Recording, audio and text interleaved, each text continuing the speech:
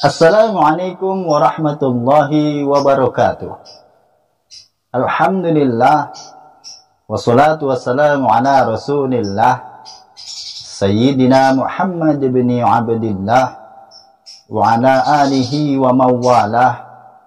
La hawla wa la quwwata illa billah. Amma ba'du. Saudara-saudara kaum muslimin rahimakumullah, setiap orang pasti ingin merasakan kebahagiaan, baik dari seorang tukang parkir sampai dengan seorang kurir, baik dari seorang petani sampai dengan seorang menteri, dari seorang penjahat sampai dengan seorang pejabat. Ketika semuanya ditanya, maka niscaya mereka akan menjawab, kami semua ingin merasakan kebahagiaan. Akan tetapi, tidak semua orang mau melakukan suatu perbuatan-perbuatan yang ketika ia melakukan perbuatan itu, malah justru membuat dia bahagia. Setiap orang pasti tidak ingin merasakan kesusahan, pasti tidak ingin merasakan kecelakaan. Akan tetapi kadang-kadang seseorang itu melakukan satu perbuatan-perbuatan yang malah justru membuat dia celaka, yang malah justru membuat dia sengsara. Oleh karena itu, hadirin rahimakumullah, mari kita renungkan satu hadis baginda Nabi Shallallahu Alaihi Wasallam pernah bersabda, ada 4 macam tanda dan ciri orang-orang yang bahagia. Siapa saja mereka? Yang pertama, yaitu seseorang yang selalu mengingat kesalahan-kesalahan dan dosa-dosa yang dia pernah lakukan. Ketika seseorang berpikiran demikian, maka niscaya dia akan berpikir lagi untuk melakukan kesalahan-kesalahan dan dosa-dosa yang akan datang. Dosa yang kemarin saja masih banyak.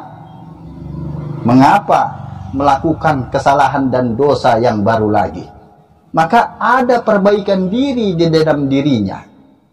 Oleh karena itu, mari kita hitung-hitung diri kita sebelum Allah Subhanahu wa ta'ala menghitungnya. Mumpung kita masih diberikan kesempatan hidup di atas permukaan bumi ini. Hasibu anfusakum qabla an tuhasabu. Hitunglah diri kalian, hisablah diri kalian sebelum Allah Subhanahu wa ta'ala menghisabnya.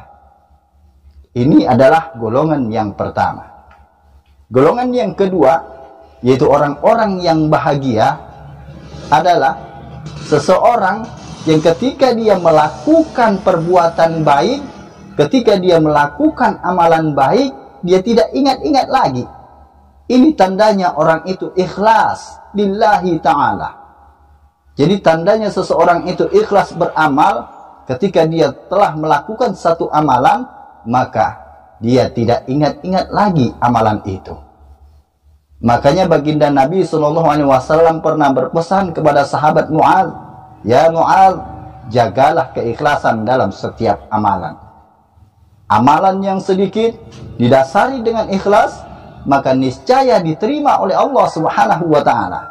Akan tetapi amalan yang banyak tidak didasari dengan ikhlas, maka niscaya mardudatun, akan ditolak oleh Allah Subhanahu wa ta'ala. Ini adalah golongan yang kedua. Golongan yang ketiga, yaitu orang-orang yang bahagia, adalah ketika dia melihat dunia, dia lihat yang di bawah. Ketika dia lihat masalah keduniaan yang di bawah, maka timbul rasa syukurnya. Ketika dia memiliki rasa syukur, maka niscaya hatinya pun menjadi luas. Seseorang yang memiliki hati luas, ketika dia tinggal di rumah yang sempit, maka terasa luas, terasa besar. Ketika seseorang itu memiliki hati sempit, dia tinggal di rumah yang besar sekalipun terasa sempit. Celakanya lagi, ketika seseorang memiliki hati sempit, kemudian tinggal di rumah yang sempit. Na'udzubillahi min dzalik. Saudara-saudara kaum muslimin rahimakumullah. Orang yang hatinya luas, orang yang pandai bersyukur, itu ditandai dengan dua cara. Yang pertama, dia yakin bahwasanya apa yang dia nikmati itu semata-mata datangnya dari Allah Subhanahu wa taala. Kemudian yang kedua, dia tidak ingkar atas nikmat yang Allah berikan kepadanya.